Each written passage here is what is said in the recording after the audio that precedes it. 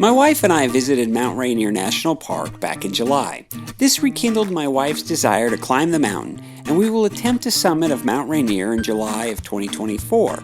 We are now training in an effort to increase our chances of success. 6 years ago, I climbed Mauna Kea with my youngest son and felt it would be an excellent training hike for my wife. Mount Rainier has an elevation of 14,411 feet, and I wanted to have a number of climbs that get close to that height before our climb next July. Mauna Kea rises to 13,803 feet above sea level and comes close. When Alaska Airlines sent me notification of 2-for-1 round-trip tickets into Kona, I jumped at the chance to climb Mauna Kea again. My wife and son laughed at me because they remember my first climb and how I commented climbing Mauna Kea is a once-in-a-lifetime hike. The trail doesn't look anything like one expects to find in the tropical paradise that is Hawaii. While there is limited plant life at the 9,000-foot start, you soon find yourself hiking on barren lava rock. Furthermore, it is amazingly cold, and the fleece jackets we brought became necessary to keep us from getting hypothermia. So much for being in Hawaii during the month of October. The lava landscape makes it easy for the hiking trail to remain a consistent grade.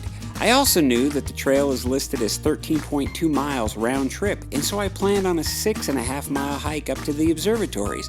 I kept looking at my GPS watch to check our velocity and distance traveled, as well as my own heart rate. It surprised me when we reached the first telescope and only had 5 miles on the trail. I guess the observatory loop at the top is where the extra mileage comes from.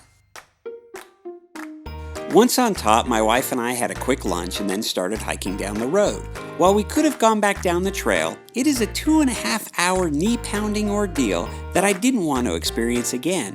We hiked about a mile down the road before a vacationing couple from Bakersfield, California, offered us a ride to the bottom in their rented Jeep. We gladly accepted. We learned a lot on the hike and have some adjustments to make in our training. If you visit the Big Island of Hawaii and plan to do the hike, be prepared to stop at the 9,000-foot visitor center and fill out a hiking permit so the rangers know where you are on the volcano. You will also be asked to wait 30 minutes before starting the hike to help you acclimate to the elevation. Should you want to forget about the hike and drive the road to the top, make sure you rent a 4-wheel drive vehicle or they won't let you up.